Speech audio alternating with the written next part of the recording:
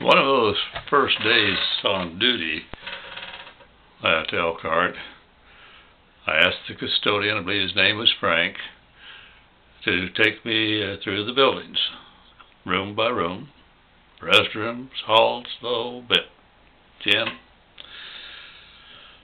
Well, we started in the high school, and dang, we're within a week or two of starting school, maybe a little longer, I don't know, but it was getting towards the start of school.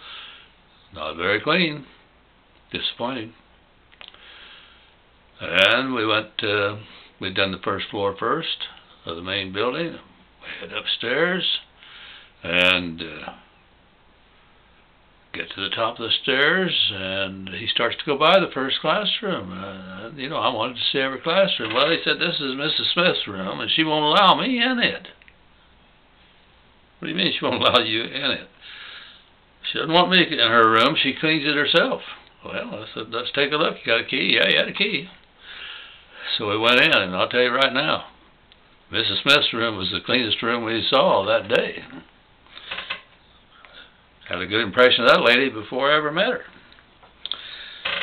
Well, we went down to the elementary school. I guess first we went over to the high school gym, and it was a much newer building, and it did look nicer, looked cleaner, but not as sharp as you'd like to see. So then we went down to the elementary school, and we were going through the classrooms, and again, not, a newer building, cleaner, but not clean. And we are in one room, and I see something on the floor, and I stop and I look. Can't be that. I look a little closer, take my foot and rake it. Some kid had a sucker in his mouth. Back there when they had those suckers, they had a little string on it, a little loopy string.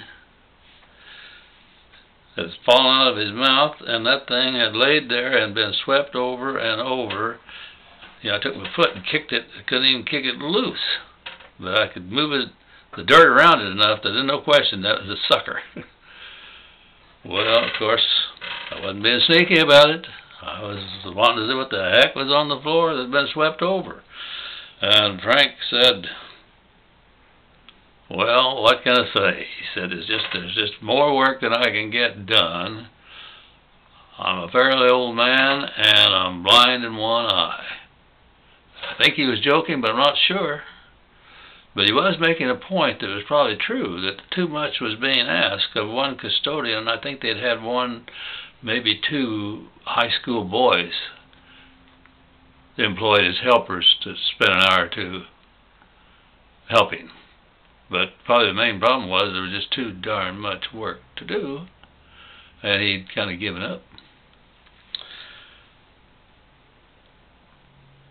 I don't know how much longer Frank worked for us, but when I tried to put him on a definite schedule like I had to follow when I was a hospital custodian, I think he couldn't do it and decided to forget it.